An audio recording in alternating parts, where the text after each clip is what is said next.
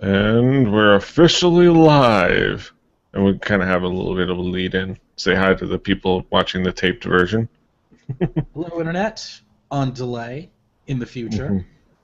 All right, let's get started. Fanny pack in 3, 2, 1. Buenos nachos, amigos, and welcome to another fine episode of the Fanny Pack Wrestling Podcast. I'm Petey Rave. Here with me, as always, is my friend, my confidant, David Jeffrey Majors, aka DJM. How you doing, DJM? Como se dice roll, Pedro, my friend? It is the Fanny Pack Wrestling Podcast. We're doing this again, and we're talking Chikara. Look at me shaking my chair because we're talking Chikara. We're technically taking a break from the Awesome series, but it's Chikara, so it's still awesome. So It kind of counts. it's just the two of us this time, kind of just keeping it tight. We just want to share our thoughts on a new iteration of one of our favorite promotions, kind of just keep it between us. And I have to say, how excited were you going into King of Trios weekend? I was always excited, but I was definitely more intrigued because the build-up to King of Trios and this season of Chikara has been very different from recent years of the three-night event that is Chikara's calling card, the Trios tournament. This year was very storyline focused.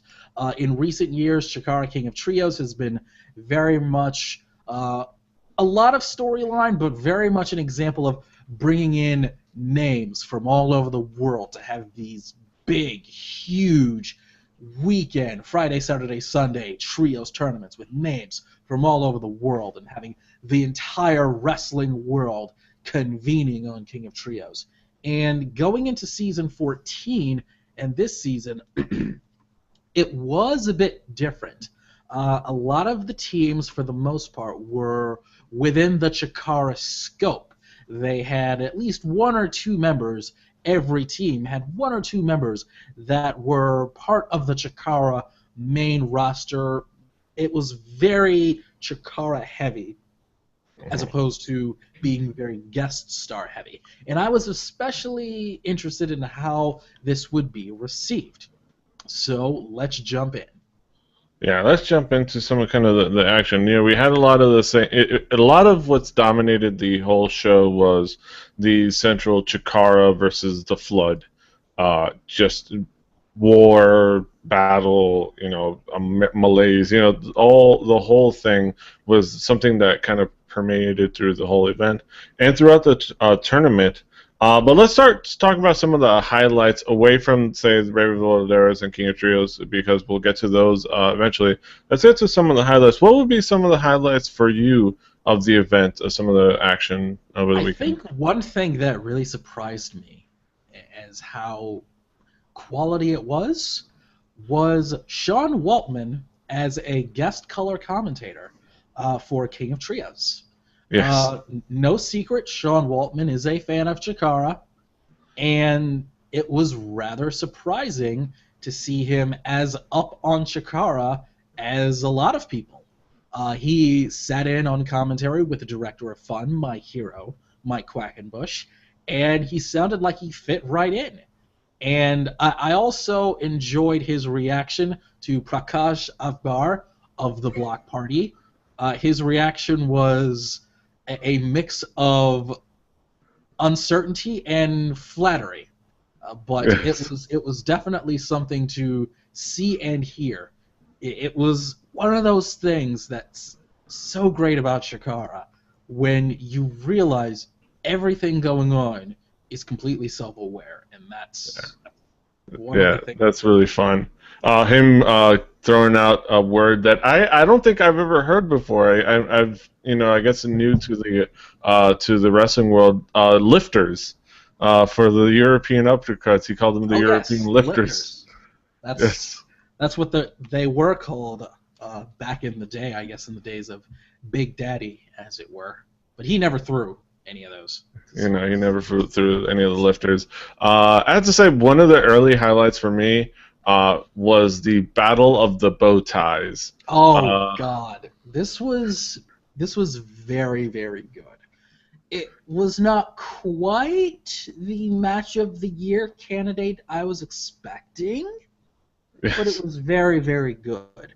I think Juan Francisco de Coronado held his own against Rockstar Spud, who I love.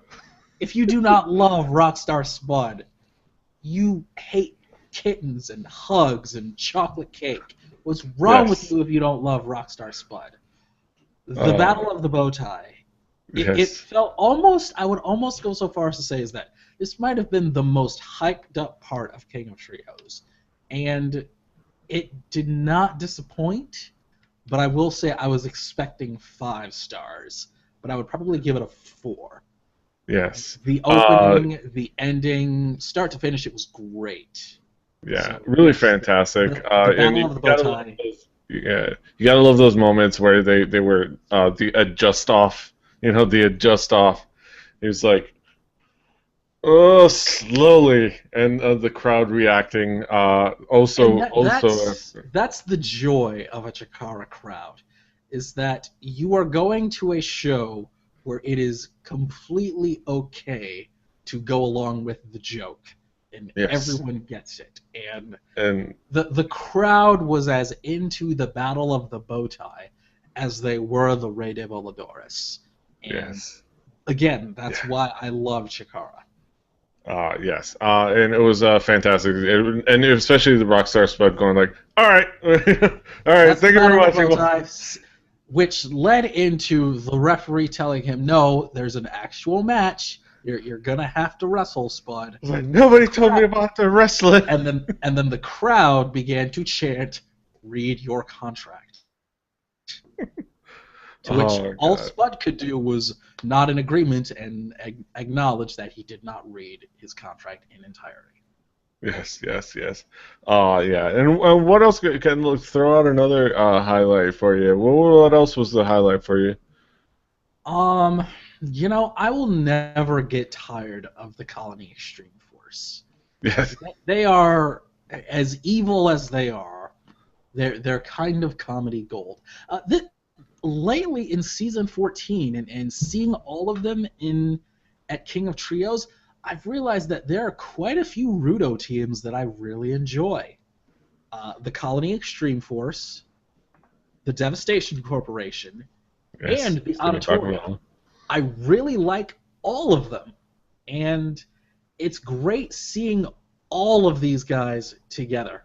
And it was a big, big show. And I would say that when it comes to the Colony Extreme Force and Missile, Assault, and that does not get old. So. Yeah, fantastic run by all teams. It is interesting seeing Sin Bodhi and those having kick pads made up of teddy bears and fluffy dolls. That you don't see that. That is absolutely unique attribute by the one. I love Sin Bodhi for his creativity. Yeah, he's very creative and very imaginative. Yeah. And it's a good thing he has Kefka the Quiet and Oliver Grimsley to tag out and go into the ring for him. Yes. And some other fantastic moments in the weekend. We once again had another fantastic 8-man tag match. Another classic showdown. This time between the Gentlemen's Club and the Submission Squad. Yes. This was. What were your thoughts on this classic contest? I feel like it's getting to the point now where 2 years running, the Gentlemen's Club has stolen the show at King of Trios. Over King of Trios, and even over Rey de Voladores, the Gentlemen's Club has stolen the show. Dare I say, Petey Rave, that the Gentlemen's Club are getting to have their own kind of traditional 8-man tag every year? Is this going to become a thing?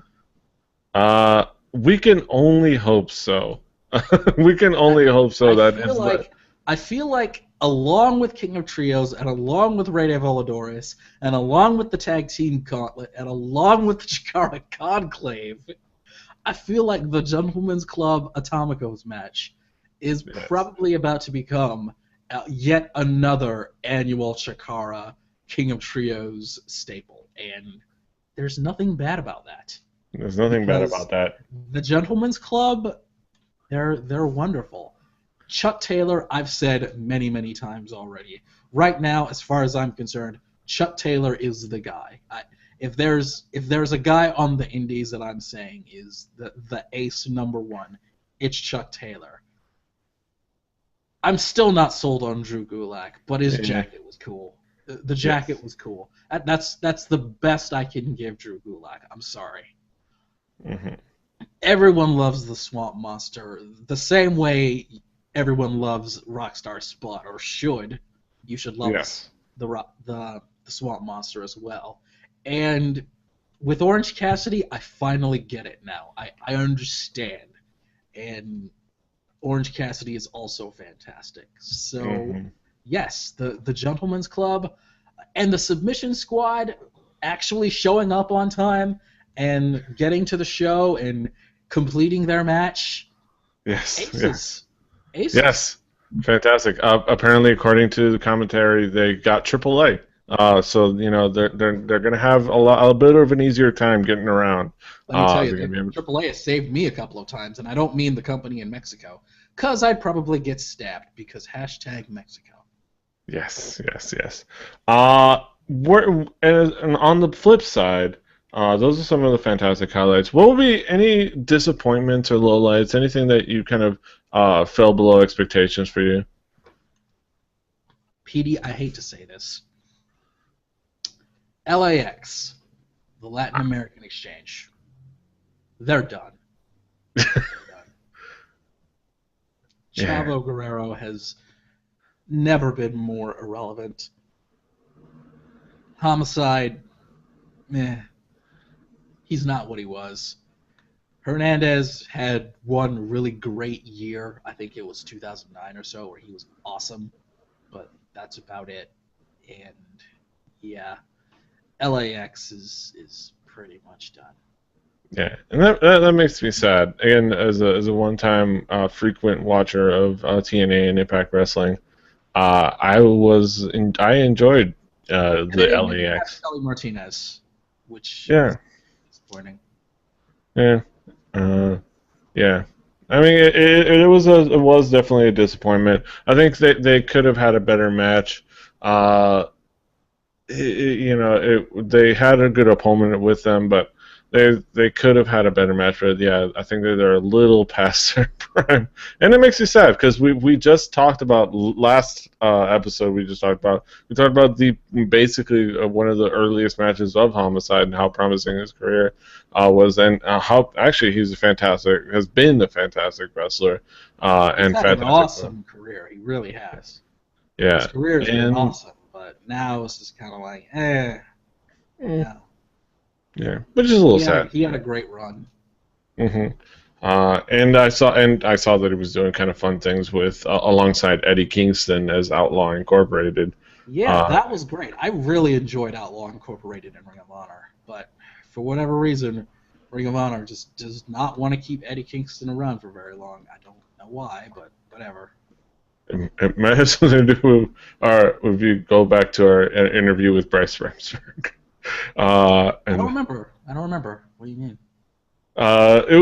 Some of the things we talked about on the interview. We can go. We don't want to go too in depth, but some of the things that he mentioned and insinuated a little bit. But we can move on from that. I would say another disappointment. I don't know about you, and I don't know if I guess a disappointment, but because I don't know if I was necessarily expecting a lot from them, but the Spirit Squad, another group, kind of one of the few. What I thought of on inputs. night one from the Spirit Squad. They got welcomed in as Technicos, as good guys. Everyone was happy to see them. Then on night 2 and night 3, they flipped it around because reasons. Yeah. And I didn't really understand why. Oh, I forgot to mention a couple of other things that I really, really enjoyed from this show. Yes, yes. Okay, number one, the match between the Pieces of Hate and 18, the Gekido, and Night Eye for the Pirate Guy. Oh, yes. I know your girl Kimberly was in this match, and in a minute we're going to talk about my girl Thunder Kitty. Yes. But one thing that I really enjoyed about this was the end of this match, where Chikara acknowledged the continuity. Yes. Like, this was something that was always intimated, but never really outright said in the Chikara verse, that Jigsaw and Jolly Roger are brothers. Mm-hmm. And at the end of this match, he was injured. And he screamed at Jigsaw that you're supposed to be my brother. And the storyline of this match was Jigsaw would not fight Jolly Roger. He refused. Yeah. Anytime they were in the ring together, he would leave immediately because he didn't want to fight his brother. But in the end, 17 put Jolly Roger in one of his holds and injured his shoulder. And Jolly Roger screamed at Jigsaw, "You're not my brother anymore." And I'm really intrigued overall with where Chikara is going with Jigsaw right now. Because he's kind of the man without a country. He's not really with the Gekido anymore, and Mike Quackenbush kind of made that impassioned plea to him, and Jigsaw's off kind of doing his own thing now, and I'm really intrigued about that. I'm going to see where that goes. Yeah, it was definitely intriguing, especially after the defeat the following match. But, you know, going back to, because we're going to talk about the Trios tournament a little bit, going back to some of the kind of the disappointments. The Spirit Squad, you know, they didn't really add a lot, and I think it was true about both the main imports as far as trios, not of the other imports like, you know, Rockstar Spud and a couple of the other the participants in the Raid of the Voladores, but of them they weren't quite the addition that we would have liked them to be into the trios tournament. Another disappointment for me, and I don't know if I missed them, but there were no head scissors. We had a whole event with 3.0 with, you know, Big Magic Shane Matthews, and no head scissors. Did you? As they say, kid, you can't go out there and give them the big move every night, you know, kid, and all that stuff. Yes. But yeah, going to Raid of the Voladores, of course, every year, a big staple of the Chikara King of Truth. Team Old Fashioned. I have to talk about Thunder Kitty, because you guys know I love Thunder Kitty. I do. And the fact that she had a promo on night one and took on the Devastation Corporation with no fear and even slammed one of them, and she was in her full classic ladies wrestler glory. Yes. This was truly a highlight for me. I love Thunder Kitty. In today's wrestling landscape, Thunder Kitty playing classic women's wrestler in the vein of Mildred Burke is just wonderful, and I hope she stays in Chikara. She's in various indies all over the place, but I think she fits in perfectly with Marion Fontaine and Jervis Cottonbelly. She's perfect, and I hope she stays around. Yes, her shouting, "Where's my Metamucil?" as she walks off was a fantastic moment, and the of course, and I love the main duo of Old Fashioned. Jervis Cottonbelly is one of the most wonderful people on planet Earth, and Marion Fontaine is a delight in and of himself.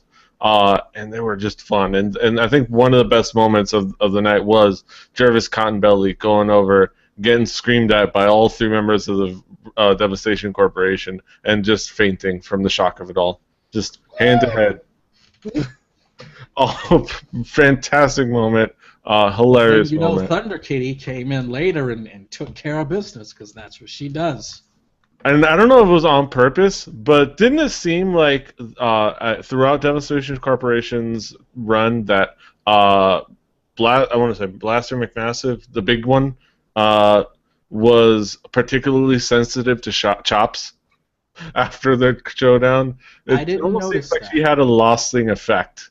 It almost I did not notice that actually. Yeah, he every time he would get chopped, he would particularly react and go and That recoil in kind seems to of be a pain. thing in Chikara because that originally started way, way, way back in season one, in just the early days when with Ultra Mantis, not Black, Ultra Mantis. When he would get chopped, he would be the one that would do the scream. Yes. And then later, when Chuck Taylor got chopped, he would do the scream. So Yes. maybe now it's Blaster McMassive. Could be. But I did note it felt like it was continuation. I like that where she particularly laid in the chops on the Devastation Corporation. Hey, Thunder Kitty doesn't Rather, mess around. She does not she mess doesn't. around. She does not mess around. But like I said, moving to let's talk about Rey the Voladores as a Ray de tournament. Voladores, king of the Flippies. Yes. Going into and I don't remember if they announced much of it, but going into the weekend, what were your expectations? What were your hopes for Rey the Voladores? Shenron. Yes. Shenron. Yes. Good night, everybody. Yes. And what did we get a fantastic amount of? We got Shinron. The Spirit Dragon. We can go into the actual matches with the Rey the Voladores. Let's go with the first one. You had Shinron taking on Chuck Taylor, one of our favorite people, Rich Swann, and Tigre Uno, otherwise known as the Extreme Tiger, back in his home promotion, his original home promotion, going on against each other. What was your impression of the first contest of Rey the Voladores? It was okay. Chuck Taylor kind of being not wanting to be in the match was pretty entertaining. Yes. Even though he's won it before, so he can fly when he wants to, but he didn't want to, which was really awesome. But in the end, the right guy won. Shinron. Great contributions by a bunch of the other guys. You can't go wrong with Rich Swann. Like, it's just so many moments from Rich Swann himself. Shinron had his moments as well. Though they didn't play, obviously, because they weren't playing copyrighted music throughout the event, they didn't play it, but the fact that the crowd still sang all night long for Rich Swann was clearly very happy about that. Yes, and I was as well. So strong that even when they don't have his music, they'll still do it. Yes, and they did it just in time, and it was a hilarious moment. But a great, I think a really good opening contest, and Chuck Taylor brought his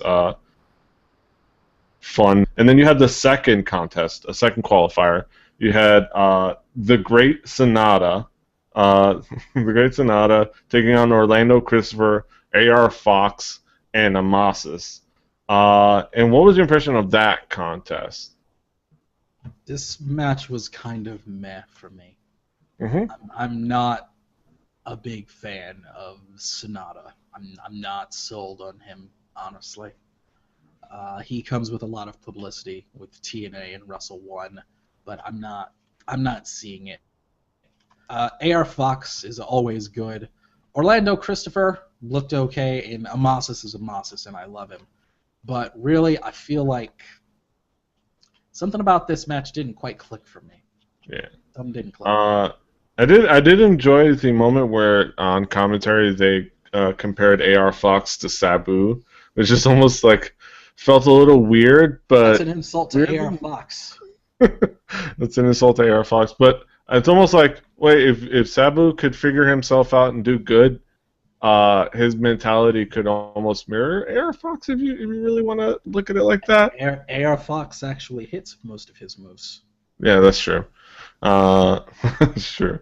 But yeah, it's fantastic moments. AR Fox, I always love seeing him go down, and that culminated in the finals between the Great Sonata and Shinron, and of course Shinron coming out victorious. And what was your impression of that match? Do you think Shinron was able to kind of elevate that match beyond kind of your what's the word, your trepidation on the Great Sonata?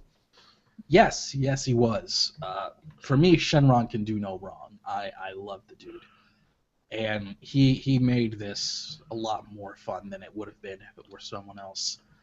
And the second rope 630 is mind blowing.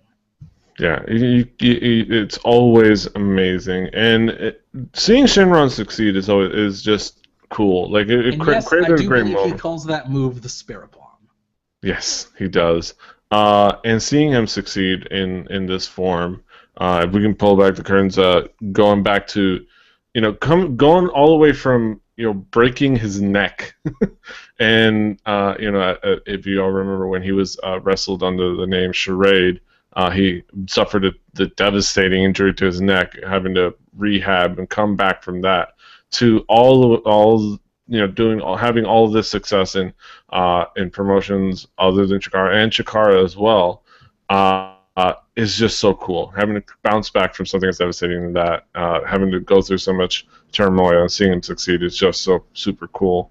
Do you agree? It's so super cool. 100%. I am all about Shenron. I'm team Yes. Shenron all the way. He's Yes. If there's a high flyer on the indies right now that I'm going to say everyone should go out of their way to see, it's the Spirit Dragon Shenron.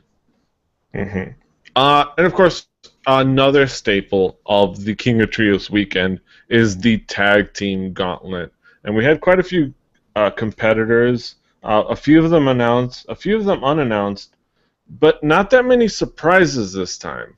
What was your impression of the match and the fact that there weren't that many surprises or big surprises in the contest?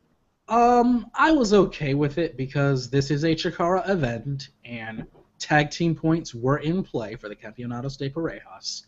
So it makes sense that it is kept to the Chikara teams. So I don't really mind that all that much. I went into this event knowing that it would not be filled with as many special guests. So again, I was okay with that. The match overall, it served its purpose. It got a team that needed 3 points to get 3 points, and it filled time between the finals. Yeah, and it did have its fun moments as well when you had the Los Ice Creams, one Justin Robbie Young's favorite tag team in the whole wide world, Los Ice Creams, taking on Old Fashioned during the contest. I think they opened the contest as well. The taking out the sprinkles, laying out the sprinkles, and having them systematically bleed cleaned up by the other Vacuum, team. vacuum, vacuum, vacuum, vacuum. Starting with the broom and then the dustpan, and ultimately with the shot vac. That was just a fun moment. Did you enjoy that Brilliant. moment as much as I did? It was brilliant. It's exactly what I love about Chikara. Just wrestling brilliance and breaking the fourth wall, but being okay with it. Mm-hmm. And fantastic fun, and seeing I think it was El Hijo the ice cream completely break down mentally because the sprinkles kept disappearing. Like, where did they go? Where did they go? It's like everything in my life is a lie.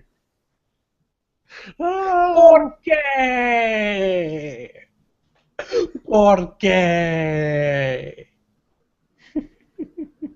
Oh my God! Yeah, I love ice creams. And great showings from again Colony Extreme Force, Colony as well. Syrian Portal, and ultimately Jaka and Oleg coming out with the titles. Oleg coming out munching on that onion he loves so much nowadays, which can't be pleasant if you're sitting at ringside. Just guy walking by you with onion breath coming into the ring. That can't be pleasant, can it? I guess they've been usurped. Mm-hmm. By bad breath, by halitosis. Uh, of course we got to talk about finally the event, the raison d'etre of King of Trios weekend, and that of course is King of Trios tournament itself. Uh, that King of Trios, big part of the storyline throughout the whole weekend was, and rightfully so and understandably so, was Chikara versus the Flood. It's what framed a lot of the matches throughout the weekend, and masterfully so, and framed the finale as well. What was your impression of how that progressed? Like how the storyline progressed and how the storyline progressed through the tournament? I absolutely loved the ending. Eddie Kingston, Jimmy Jacobs, Icarus, and the Grand Championship. And I love how it all turned out. I'm not going to spoil it, but it really sent the story of Chikara versus the Flood in a very interesting direction. Take a drink. That, along with Jigsaw, have made the Chikara Flood saga very intriguing, and I want to see where it keeps going. I really, really like what they did. Yeah, it was a fantastic moment, fantastic ending, and they had really fantastic matches throughout the King of Trios. Fantastic showdowns. The Golden Trio going through tag team and tag team. 3-Pack-O going through the weekend. 3-Pack-O had many fantastic moments, including coming out in face paint to take on the Devastation Corporation. Shades of War games from 1993, I believe. Yeah, coming out the face paint.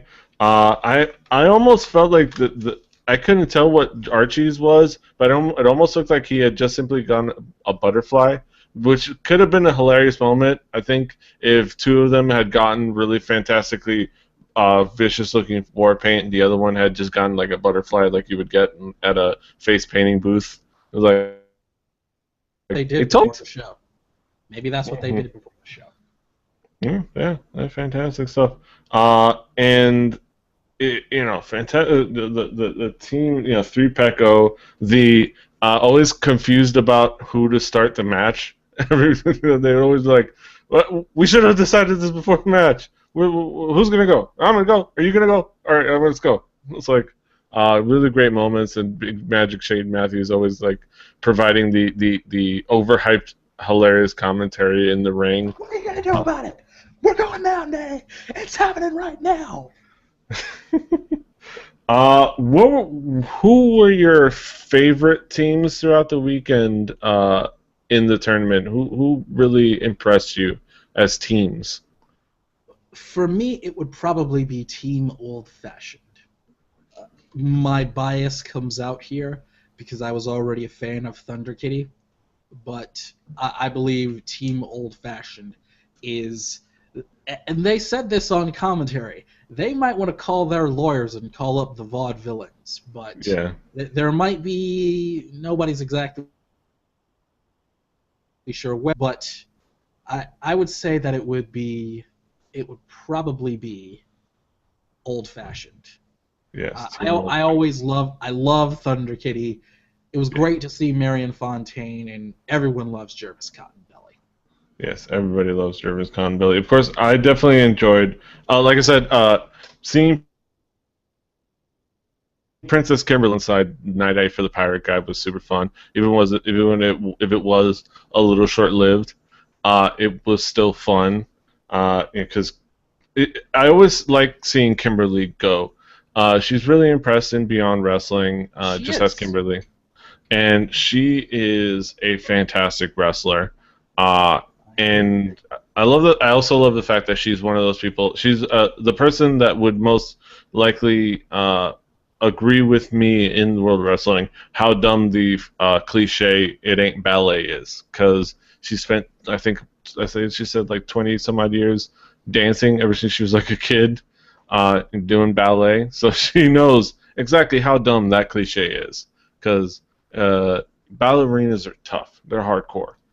And yeah, they go through all sorts of horrible things. But Yes, again, wrestling is not ballet.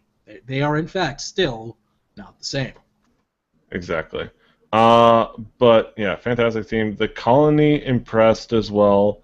Uh, Golden Trio were fun as well, impressive as well.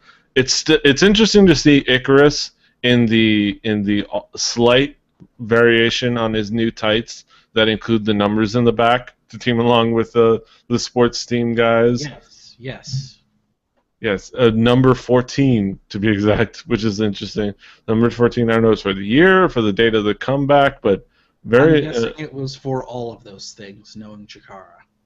Hmm uh, and more interesting drink moments like the appearance of Delirious, and going after Ultramantis Black in And that. Jakob.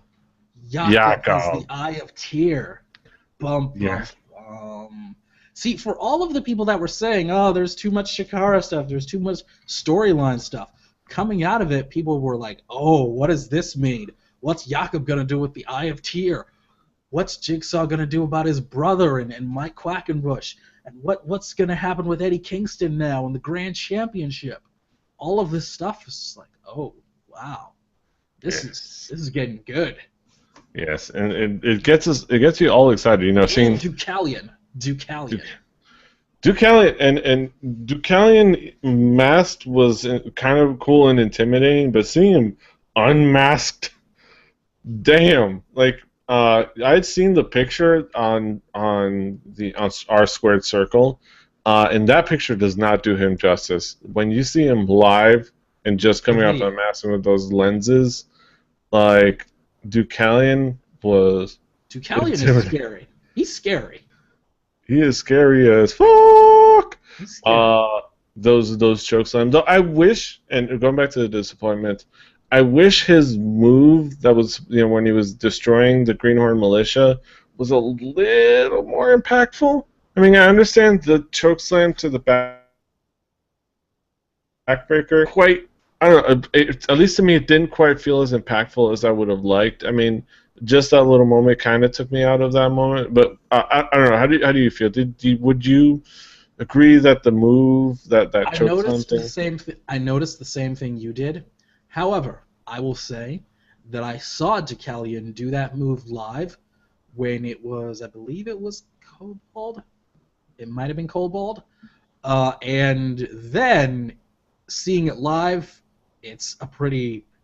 There's a reason he's probably quite that way because when I saw it live, yeesh, woof, Yeah, ugh. yeah. Seeing the Greenhorn militia kind of get destroyed was like a little bit scary. No, it wasn't Cobalt. It was Deviant. Deviant. Yeah, deviant. Taking out one of his own. And I have to say another interesting part of the night was Jimmy Jacobs' promo. Jimmy Jacobs' promo was really, really good, at least to me. His nice thing. I'm not understanding what Jimmy Jacobs is all about here. I'm really not sure why, like what's going on with him. I liked it because I liked the theme that he went with. It's like I didn't come here to start a war. I came here to end it. Uh, and he paced that promo really well. And there is a little bit of a confusion there, but yeah, I kind of like him in his role of being kind of the uh, the the day-to-day general, the kind of the general manager of the Flood, as opposed to kind of the president CEO, the leader. The Deucalion is the big leader, the king, the one they all defer to, whereas Jimmy Jacobs is the general manager. Uh, I like his role as that, and of course we talked about the ending. It ended fantastically. Fantastic Korean trios set up a lot of things, and we can go back. What would be at the end of the day? What was your overall impression of the whole weekend? I went in worrying that it was a little too Chikara inward, and then I came out being more interested in the Chikara stories than I was. So I will say mission accomplished. Yeah, I think I have the exact same thoughts. Like, except for I wasn't quite worried about it necessarily being too Chikara inward as you were, but I definitely came out of it exactly intrigued by every little plot, every little moment, every possible pathway going forward for all the plots and subplots. Uh, Jakob having the Eye of Tyr, Eddie Kingston's allegiance, and the fact that yes, he stood on the right side at this night, but we still know where his goal in his heart is. You know where his target is. He just kind of had the right decision this moment, but it's not like he's still not going to go after her. She is the. So that going forward, that's going to be really cool and intriguing, and seeing they continue that journey. Petey, your internet is getting droppy, so we're going to have to take it home. Yes, we're going to have to take it home. So hopefully it's not. Luckily, I think it'll be fine in the audio recording. So once that comes out, go ahead and listen to that, so it won't be droppy then. But another fantastic King of Trios. We wanted to talk about this current King of Trios because pretty soon in the Awesome series, probably not the next event we talk about, but pretty soon in the Awesome series, a entry in the King of Trios is going to be part of the Awesome series in the near future. So look out for that. But that's it for tonight. DJ, what is going on in your universe? What is going on over at Delta Julia, Mike? Shooting the shit with two nerdy black guys is still going strong. If you're in the Detroit area and getting ready for YomaCon, I'll be there. Feel free to say hey. I might have a panel or two or three. Oh, yes, possibly three. And there are a few things happening in the not-too-distant future that I'm not quite ready to reveal, but there are some good things coming. Yes, so stay tuned to DeltaJulietMike.com.